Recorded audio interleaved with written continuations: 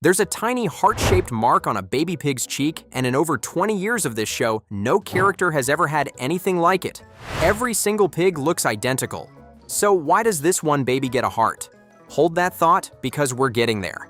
Peppa Pig has been on TV for more than 2 decades now, and if you lined up the very first episode next to the newest one, you'd swear you were watching 2 completely different shows. The house is different. The characters are different. The sky, the cars, the animation, even the way Peppa treats her own little brother. Almost nothing survived unchanged, and today we're walking through every single one of those changes from 2004 all the way to 2026, and some of them are going to genuinely surprise you. Let's start at the very beginning.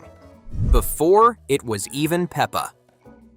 Peppa Pig first aired in 2004, but the truth is, the show was born 2 years earlier, back in 2002, when 2 British animators named Neville Astley and Mark Baker put together the original pitch. And here's the thing, that early version doesn't look much like the show you know. In the first pilot, the narrator did almost everything. He introduced Peppa, he introduced her family, and he basically talked over every little thing the pigs did. There was barely any real dialogue between the characters. The narrator carried the whole thing on his shoulders, and he described Peppa in a way that would raise a few eyebrows today, calling her a bit bossy, but still a good sister and a lovely daughter. That word, bossy, is going to matter a lot later, so keep it in the back of your mind. By the time the show actually premiered in 2004, it already looked and felt different from that first pitch, and it never stopped shifting after that. Which brings us to the change you literally cannot miss once you've seen it. The house that kept rebuilding itself. For roughly 20 years, the Pig family lived in one simple little house, a single building, a yellow front door, and that door faced the left side of the famous hill. That was home. Nothing fancy. But the house you see now? Completely rebuilt. The entrance has been moved over to the right side. There are new windows dotted around. Somebody added a garage, which is a bit funny when you think about it because the family will almost certainly never park their car in there. There's a slide out in the garden for the kids now, and that old TV antenna that used to sit on the roof, gone, vanished, like it was never there. Inside, the upgrade is just as dramatic. The kitchen got bigger. There's a brand new living room with a flat-screen television mounted up on the wall, and the 3 kids each have their own separate bedrooms now. The Pig family, in other words, moved seriously upmarket, and because the house changed, the entire opening of the show had to change with it, which is where things get interesting. A whole new intro. In the old intro, Peppa appeared standing on top of the show's logo, and then she tumbled down into the backyard grass. Simple, charming, done in a couple of seconds. But watch the new intro, and the very first thing you see is the new house, and Peppa strolls right out the front door. The sky behind her looks brighter, a deeper, richer blue. And the way she introduces her family is different in a bunch of tiny ways that add up. Before, each character would snort as they were introduced. That snort was practically the show's signature. But now, nobody snorts in the intro anymore. They just laugh instead. George used to run up to Peppa and screech to a stop right in front of her. But in the new version, he flings himself at her and topples over onto the ground. And because there's a new baby in the family now, Peppa pulls a baby stroller into the frame. Even the parents swapped positions. Mommy Pig used to walk in from the left, Daddy Pig from the right. Now they've traded sides. These are small things, blink and you miss them things. But once somebody points them out, you can never watch the old intro the same way again. And that new baby in the stroller? She's part of a much bigger story, from 4 pigs to 5. When the show started, the family was about as simple as it gets. 4 members: Peppa, George, Mommy Pig, and Daddy Pig. Around them, you had the wider family, Grandma and Grandpa Pig, an uncle and auntie, cousin Chloe, and baby Alexander. That was the whole world of pigs. But slowly, quietly, that started to grow. The first new addition was Auntie Dottie. And this one has a strange history because she was actually mentioned way back in 2011, and then the show just left her hanging for years. She didn't properly show up until 2025, finally revealed as Mommy Pig's long-lost sister who'd been living abroad this whole time. 14 years between a name drop and an actual appearance. That's patience. But the real earthquake was baby Evie. Nobody saw a third child coming, and when she arrived, she genuinely shifted the whole balance of the family. George went from being the baby of the house to being the middle child overnight. The family that began as 4 is now a family of 5, and Evie, if you remember, is the one with that heart on her cheek. We're still building to that, because there's a lot to unpack about what her arrival set in motion. But first, we need to talk about how Peppa herself changed as a person, because this one might be the biggest surprise of all. Peppa used to be kind of mean. Go back and watch those earliest episodes with fresh eyes and you'll notice something. Peppa wasn't very nice. She was bossy, remember that word from the pilot? She was rude to George. And she had this habit of laughing at people when they couldn't do something right. She laughed at Daddy Pig for being bad at football. She bossed her friend Susie around constantly. But as the show exploded and started reaching millions of children in dozens of countries, the creators clearly made a decision. They softened her. The Peppa you see in the newer episodes is kinder, more patient, and a lot more thoughtful about the people around her. She still has her cheeky moments, she's not a saint, but that genuine mean streak that ran through her early character is basically gone now. And she wasn't the only thing that got bigger and better. Her entire world did too. The world kept getting bigger. In the early seasons, Peppa's universe was tiny. Her town, the park, Grandpa Pig's garden, the school, that was pretty much the entire map. And honestly, that smallness was part of the charm. But across 20 years, the walls of that world just kept pushing outward. The Pig family has now traveled to France, to Italy, all the way to Australia, and even to New York City. And every one of those trips did more than just change the scenery. Each one brought in new characters, new cultures, new kinds of stories that those early cozy little episodes simply couldn't have told. The show grew up and started seeing the world. But here's a change that almost nobody noticed, and it's hiding right above every character's head. The secret life of the sky. In the early seasons, the sky in Peppa's world was about as basic as it gets. Light blue with a few clouds in the daytime, dark with a scatter of stars at night, and now and then it'd go stormy or turn white with snow if the episode called for it. That was the whole palette. But look up in the newer seasons, and the sky has completely transformed. Now you get warm oranges and soft purples during sunrises and sunsets.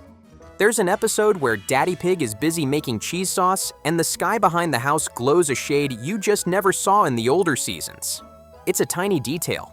Most viewers will never consciously register it, but it tells you exactly how much more care is being poured into every frame now compared to 20 years ago. And the sky is just one corner of a much bigger visual glow-up. When the animation grew up.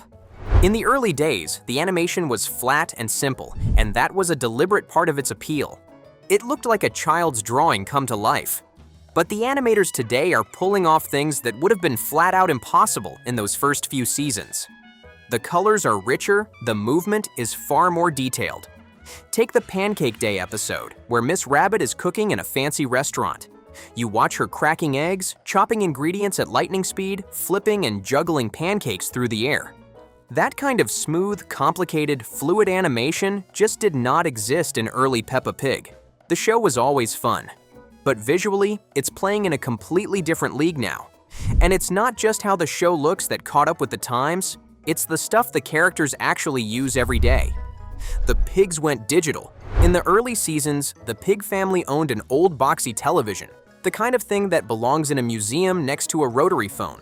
Their computer was just as ancient. But the modern Pig household has a big flat screen in the living room. Mommy Pig has a proper high-end computer setup in her office. Peppa snaps photos on a smartphone. And Daddy Pig has even rigged up a camera with a monitor at home. For a show aimed at very young kids, keeping pace with real-world technology is actually a bigger deal than it sounds, and it's only going to matter more as the years roll on. But no piece of technology in this show has had a stranger journey than the family car. The car that learned to talk. At the start, Daddy Pig drove a simple red convertible. Classic, no fuss, no complaints. But then one day he came rolling home in a brand new blue electric car, and this one was special because it had a name. Roger. And Roger could talk. He could drive himself. He once nearly landed a parking ticket because the police genuinely weren't sure whether a self-driving car was even legal yet. Eventually though, Daddy Pig went back to his trusty old red car.